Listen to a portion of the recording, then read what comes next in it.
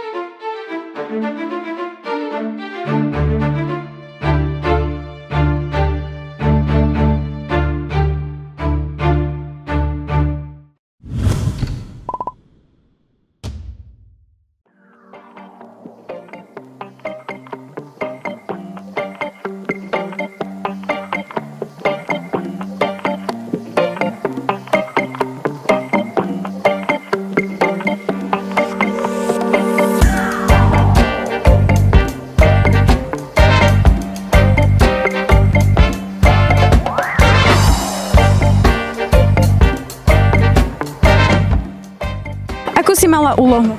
Ja som musela spievať pesničku. A ako by si ohodnotila túto cechovačku? Bola fakt super, fakt veľmi super. Som spokojná, úplne som sa zasmiala, všetko bolo super.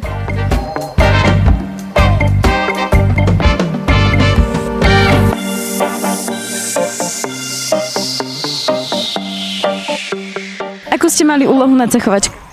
Tak moja úlohou bolo obliecť sa čo najkreatívnejšie za ženu. Ja som mohla predviesť svoje úžasné tanečné vystúpenie.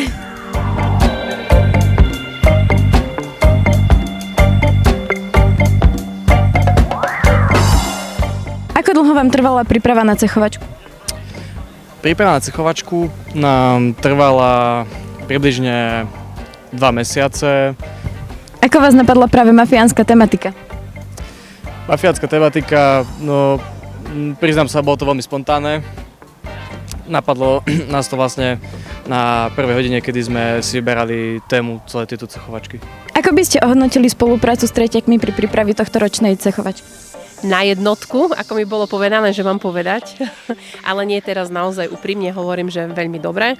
Sa mi s tretiakmi spolupracovalo, naozaj robili veci do termínu, boli tvoriví, povedali, proste urobili všetko, ako sa povedalo, boli veľmi dobrí pri výrobe scenáru.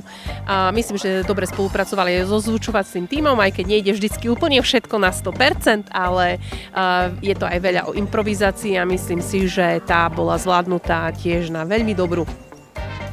Úlohy pre tohtoročných prvákov boli zaujímavé a zábavné. Všetci zúčastnení prešli skúškou ohňa a môžu sa považovať za právoplatných členov školskej mafie. Pre Sosta TV, Gabriela Kvasnicová.